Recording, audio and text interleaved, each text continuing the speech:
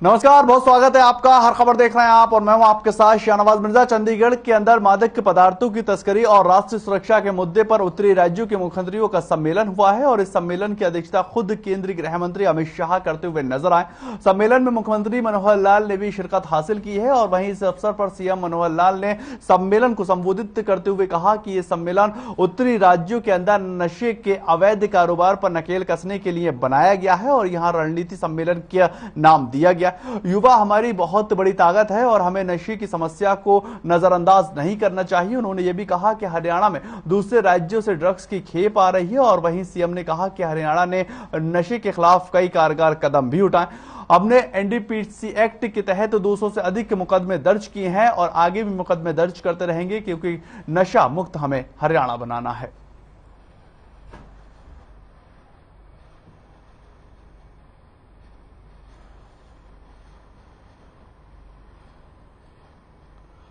आपको बताएं, सीएम मनोहर लाल की बड़ी बातें क्या है। पिछले साल में अब तक 2661 आरोपी जो हैं वो गिरफ्तार हुए हैं। जून 2022 से 253 ड्रग्स तस्करों की कारोबारी करने वाले करीब 32 करोड़ की काली कमाई भी जब्त की जा चुकी है। हमारी पुलिस ने दूसरे राज्यों तक भी जाकर इसकी कार्रवाई की है, यानी कि ड्रग्स और जो नशे का काम है उसको लेकर हरियाणा सरकार सतर्क है। प्रदेश में 142 नशा मुक्ति केंद्र खोले गए हैं ताकि जो नशा करते हैं उनको उससे मुक्त करवाया जा सके।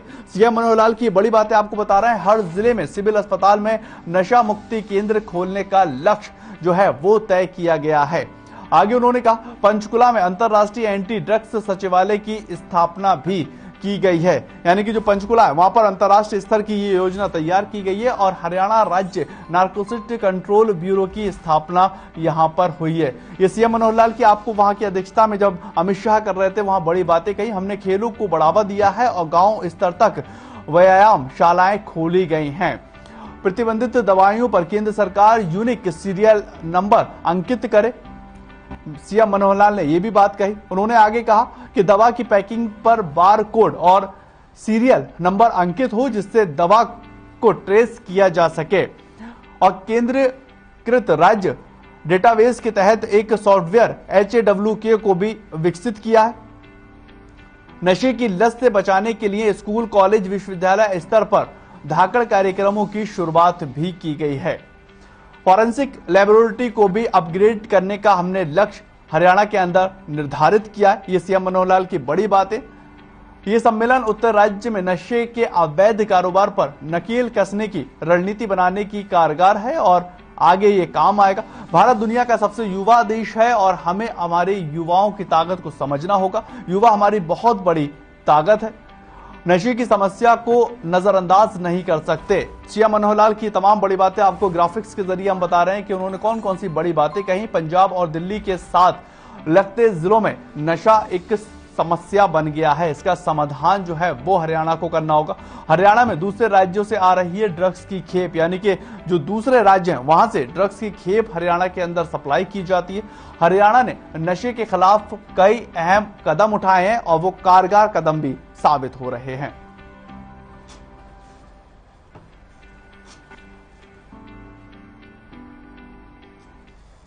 उधर चंडीगढ़ के अंदर हरियाणा एंटरप्राइजेस प्रमोशन बोर्ड की 14वीं बैठक का आयोजन किया गया है और बैठक की अध्यक्षता खुद सीएम मनोहर लाल करते हुए नजर आए। आपको बताएं, इस दौरान Suzuki motorcycle India private limited के लिए 67.62 करोड़ रुपए की प्रोत्साहन राशि को विशेष पैकेज को मंजूरी दे दी गई और इस दौरान बैठक में उप मुख्यमंत्री दुष्यंत चौटाला, शिक्षा मंत्री कंवर पाल के साथ साथ श्रम एवं रोजगार राज्य मंत्री अनूप धानक मौजूद रहे। मुख्यमंत्री ने कहा कि यह परियोजना हरियाणा के ऑटोमोबाइल भी निर्माण को मौजूद करेगी और परिस्थितियां तंत्र को मजबूत करती हुई नजर आएगी और हरियाणा के युवाओं को लेकर रोजगार के अवसर भी खुलते नजर आएंगे।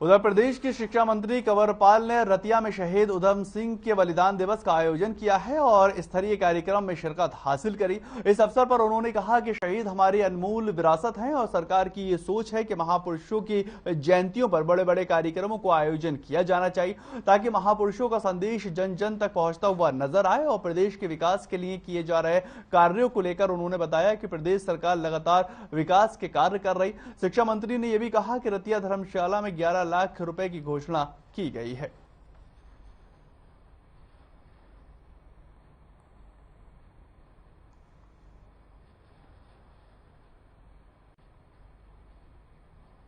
जिन्होंने इस देश के लिए इतना बड़ा बलिदान दिया, शहीद उधम सिंह जी के चरणों में नमन करता हूं। भाइयों, सबसे बड़ी हैरानी की बात यह है कि एक बच्चा छोटा सा है तब वो शपथ लेता है कि मैं अपना बदला लूंगा, और बदला कितने दिनों के साथ 20-21 साल के बाद उस शपथ को अपने मन में कायम रखता है। ऐसा महापुरुष जिसने इतने लंबे टाइम तक जो शपथ ली थी उस पे कायम रहा और देश के मान सम्मान के लिए जाके इंग्लैंड में बदला लिया। उधर कृषि मंत्री जेपी दलाल ने लोहारू का दौरा किया है और इस बीच कृषि मंत्री हल्के के सीवान पहुंचे और कई परियोजनाओं का निरीक्षण कर 63 लाख से बनी सिवानी सब माइनर का लोकार्पण कर दिया। हिसार में हजारों करोड़ रुपए की लागत से अंतर्राष्ट्रीय हवाई अड्डा बनने से सिवानी के विकास और रोजगार को एक नया द्वार मिलता हुआ नजर आएगा। उन्होंने ये भी कहा कि हल्का लोहारू की सबसे लंबा नहर सोरा डिस्ट्रीब्यूटर ने पूर्ण निर्माण किया। सीएम मनोहर लाल ने कहा आग्रह किया है कि 30 करोड़ से ज्यादा की राशि को मंजूरी दे दी गई है, जिसको जल्द ही पूर्ण निर्माण कार्य शुरू कर दिया जाएगा और लोगों को इससे काफी राहत मिलेगी।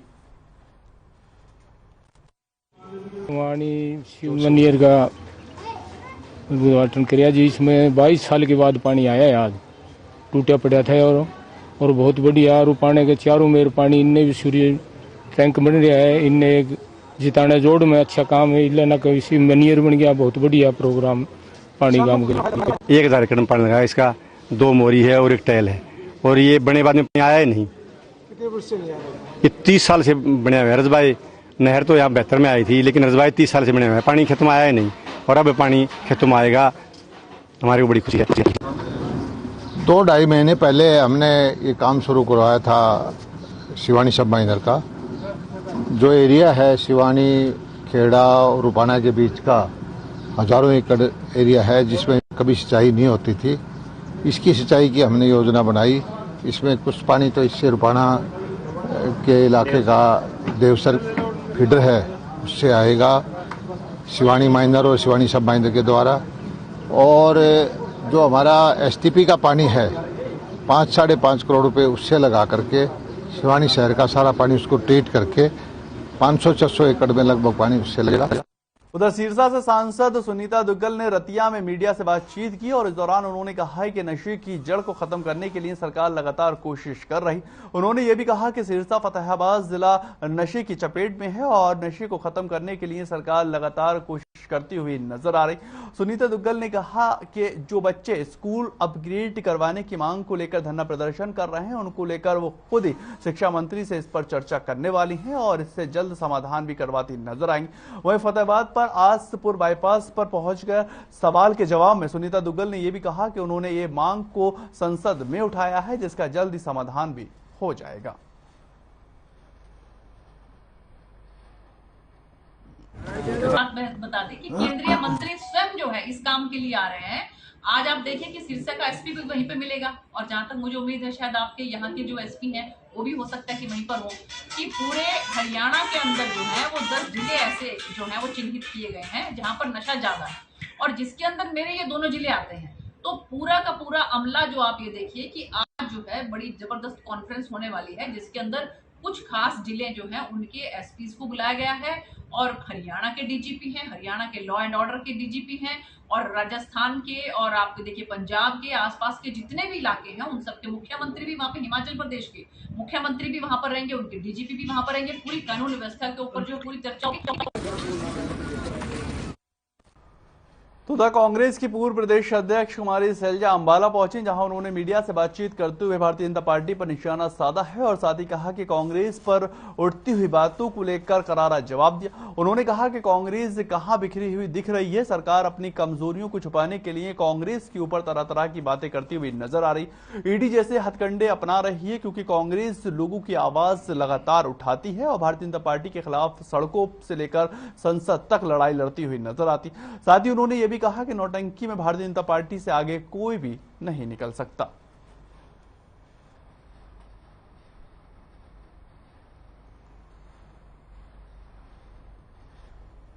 कांग्रेस कहाँ बिखरी हुई दिख रही है। कांग्रेस सभी लोग जितने भी आपने देखा कार्यक्रम हो रहे हैं वो सब उसमें इस भारतीय जनता पार्टी सरकार के खिलाफ हम सभी लोग कांग्रेस पार्टी सड़कों पर लड़ाई लड़ रही है, संसद में लड़ाई लड़ रही है। लेकिन नौटंकीबाजी में भारतीय जनता पार्टी से आगे कोई नहीं बढ़ सकता।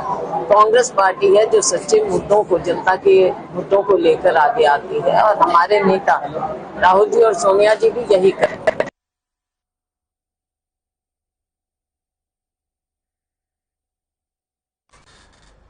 तो वहीं यमुनानगर में मात्र 200 रुपए के लिए हत्या का मामला निकलकर सामने आया है, जहां क्राइम ब्रांच की टीम ने हत्या के मामले का खुलासा करने के हेतु एक आरोपी को गिरफ्तार भी किया।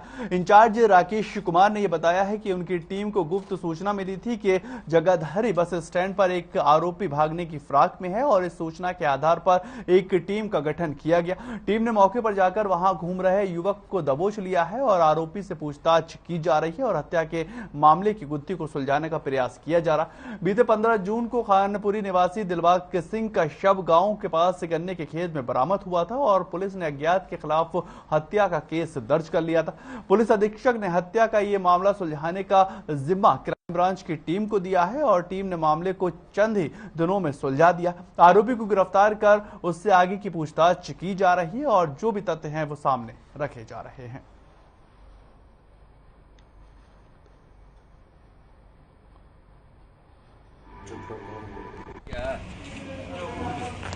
ये दिनांक 15/6/22 को एक दिलबाग सिंह खनपुरी का लड़का था, उसकी डेड बॉडी मिली थी खेत से, तो उस टाइम मुकदमा दर्ज हो गया था नॉन के खिलाफ। उसके बाद हमने जो छानबीन की तो एक सामने आया कि युद्धवीर सिंह नाहर तहारपुर का व्यक्ति है, जिसने मात्र 200 रुपये लेने की एवज में उसके सिर में कड़ा मार के नीचे गिरा दिया था और उसको गला घोट के परने से गन्ने खेत में फेंक दिया था। ये बात सामने आई है और हमें इस युद्धवीर सिंह को नाहरपुर अड्डे से गिरफ्तार कर लिया।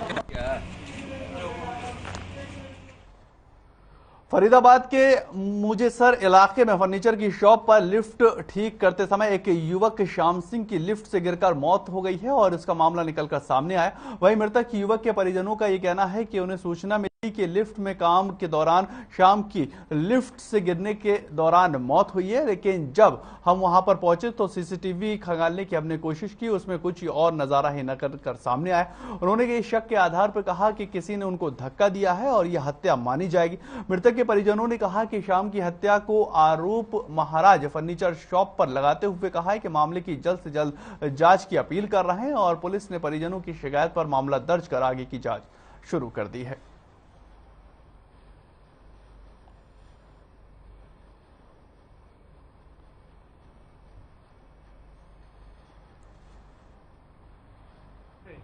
जो बयान एसएचओ का आगे दिया वो बयान झूठा है।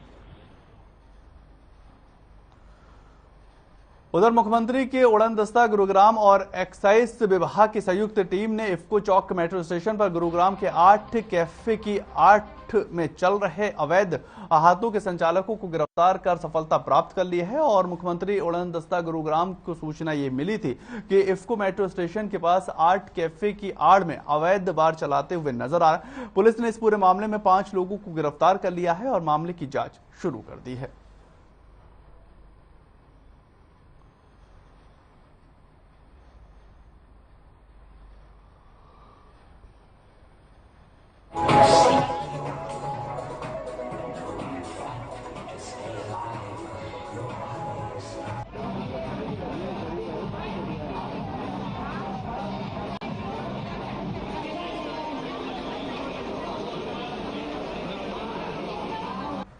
उधर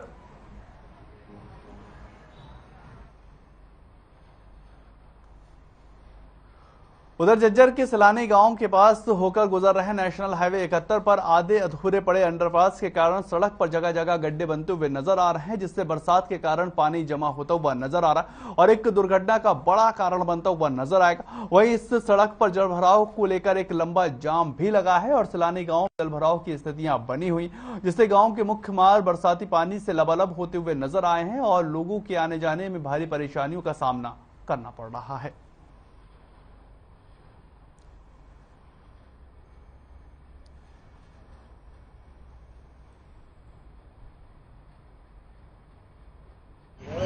लोगों को इतनी परेशानी हो रही है, आने जाने में ग्रामवासियों को परेशानी हो रही है कि पैदल यात्री भी नहीं निकल सकते वहाँ तक। और देखिए रोड के ऊपर इतने गहरे गड्ढे हैं, गाड़ी उसके अंदर धंस जा रही है, ट्रक ट्रॉली उसके अंदर धंस जा रहे हैं। तो जाहिर सी बात है कि जाम बनेगा ही बनेगा। तो प्रशासन से हमने पहले भी अब कई बार एप्लीकेशन दी हुई है, grievance meeting, district grievance meeting में भी इस मुद्दे को लेके गए हैं, लेकिन एक बार छोटा सा एक्शन हुआ था कि एक साइड का रोड बनाकर उसको फिर बाद में बंद कर दिया। उसके बाद से इस पर प्रशासन की तरफ से, सरकार की तरफ से कोई भी कार्रवाई नहीं हुई है।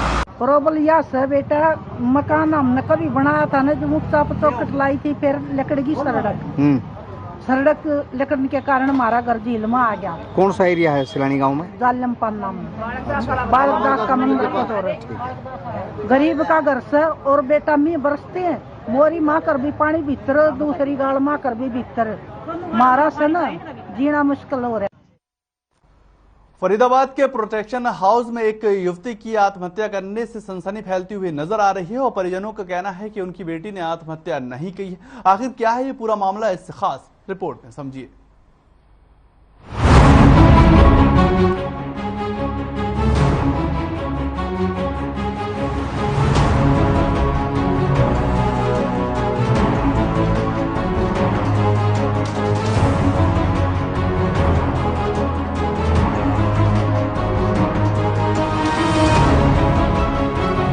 प्रोटेक्शन हाउस में युवती ने लगाई फांसी, पुलिस पर लगा लापरवाही का आरोप। 2 दिन पहले ही किया था प्रेम विवाह। ये तस्वीरें फरीदाबाद की पुलिस लाइन की हैं, जहां बने प्रोटेक्शन हाउस में फरीदाबाद के ही हीरापुर गांव की रहने वाली 21 वर्षीय गायत्री ने कमरे में फांसी लगा ली। परिजनों के मुताबिक गायत्री पलवल के सरस्वती महिला कॉलेज में पढ़ती थी और वहां पर पेपर देने के लिए गई, लेकिन जब वो देर शाम तक घर नहीं आई तो गायत्री के पिता ने उसे कॉल किया, लेकिन उसका फोन स्विच ऑफ आने लगा। किसी अनहोनी के डर की वजह से परिजनों ने पुलिस स्टेशन पहुंचे और थाने में जाकर पुलिस को गायत्री की गुमशुदगी की शिकायत को दर्ज करवाया, लेकिन कुछ ही देर के बाद उन्हें ये पता लगा कि गायत्री ने शादी कर ली है और अदालत ने उनकी बेटी को प्रोटेक्शन हाउस में भेज दिया है। और दूसरे दिन उन्हें सूचना मिली कि उनकी बेटी की मौत हो चुकी है। परिजनों का आरोप है कि जब उनकी बेटी पुलिस प्रोटेक्शन में थी तो फिर उसकी मौत आखिर हुई कैसे। परिजनों ने यह आरोप लगाया है कि पुलिस की मिलीभगत से उसकी बेटी की हत्या हुई है और युवक दिनेश, जिसके साथ उसकी बेटी ने शादी की थी, उसको बचाने का पुलिस प्रयास कर रही है। सर लड़की कॉलेज जाती है, पेपर देने गई थी और सवेरे 8:30 बजे लड़का छोड़ कर आया था बस स्टैंड पे। सवेरे वो आपका बेटा? हाँ, सवेरे पलवल सरस्वती महाविद्यालय महिला वो जो कॉलेज है उसमें गई थी। तो उसका 4 बजे का टाइम है आने मोहना गाँव आने का। उसके बाद में 4:45 बजे मेरे पास फोन आता है कि लड़की ने शादी कर ली और हमने मोबाइल में मिलाया था 2-2:30 बजे करीब 3 बजे करीब, जैसे मिलाते रहता हूँ मैं, तो बंद आ रहा था फोन। और ये कहते सुसाइड हुआ, लेकिन जो हमने देखा है कि वो है कपड़ा और इन्होंने वो कपड़ा काट दिया। मैंने इनसे अभी बात करी है या तो मेरे से यहाँ बात करो ने, मैंने एक ही क्वेश्चन किया था कि हमें ये बता दो कि जब ये लड़की पुलिस कस्टडी में है तो यहाँ कोई बंदा रहना अनिवार्य है कि नहीं है। प्रोटेक्शन हाउस में हुई गायत्री की मौत ने पुलिस पर कई सवालिया निशान खड़े करे हैं। परिजनों का कहना है कि पुलिस की सुरक्षा में होते हुए कोई आत्महत्या कैसे कर सकता है। एक तरफ परिजनों ने बेटी को खोने का सदमा सहा तो दूसरी तरफ पुलिस ने ये कहा कि आगे की जांच शुरू कर दी है। लेकिन गायत्री की मौत के रहस्य से पुलिस से जल्द पर्दा हटाना चाहिए ताकि इस घटना की असली अपराधियों तक पहुंचा जा सके और उनको सलाखों के पीछे पहुंचाया जा सके। ब्यूरो रिपोर्ट, हर खबर। हिसार पुलिस को भी एक बड़ी सफलता हाथ लग चुकी है। आपको बताएं कि पुलिस ने डॉक्टर के घर में हुई चोरी का खुलासा किया है और पुलिस ने खुलासा करते हुए बताया कि सामान सहित चोर को गिरफ्तार कर लिया गया। पुलिस ने यह भी बताया कि डीसीटी अस्पताल के संचालक डॉक्टर राम कुमार के मकान में लाखों रुपए के सोने और चोरी की वारदात करके शातिर जो अपराधी था वो भागकर फरार हो गया था। उसके बाद हमारी टीम का गठन हुआ और 35 लाख रुपए की एक बड़ी लूट थी। 48 घंटे के भीतर ही चोरों को हमने गिरफ्तार कर लिया है और ये कामयाबी हिसार पुलिस को मिली है।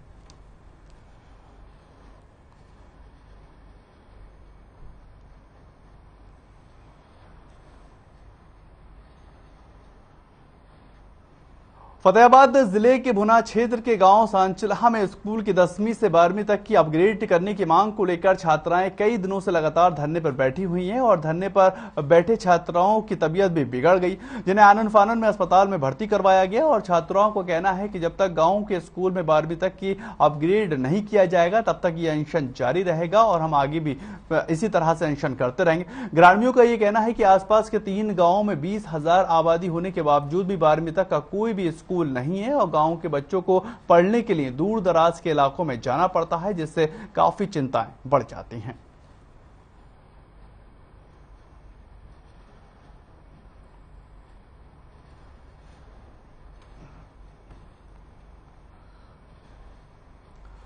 उधर झज्जर के गांव सिकंदरपुर कोट व वाजिदपुर गांव में पिछले 48 घंटे से बिजली न होने से ग्रामीण काफी नाराज हैं और झज्जर बादली मार्ग पर जाम लगाकर बैठे हुए। जाम के कारण वाहनों की लंबी कतारें लग चुकी हैं और मौके पर पुलिस प्रशासन व बिजली विभाग के जेई पहुंचे और लोगों को आश्वासन दिया है कि जाम खुलवाया और ये कहा कि जल्द से जल्द समस्या का समाधान किया जाएगा। आपको बताएं बिजली विभाग के कार्यालय में वो संपर्क लगातार कर रहे हैं लेकिन कोई भी तसल्ली पक्ष जवाब नहीं मिल रहा है। लेकिन बिजली विभाग के अधिकारी केवल आश्वासन देकर ही अपना पल्ला झाड़ते हुए नजर आ रहे हैं। धरातल पर उनकी इस समस्या को कोई भी सुनने वाला नहीं है और ना ही कोई समाधान निकलता नजर आ रहा है। 36 66 हाँ लाइट के बाबत लगा है। एसडीओ से बात करी थी, बोला भाई कर रहे हैं परमिट लेके बैठ जाते हैं, लाइट नहीं आती।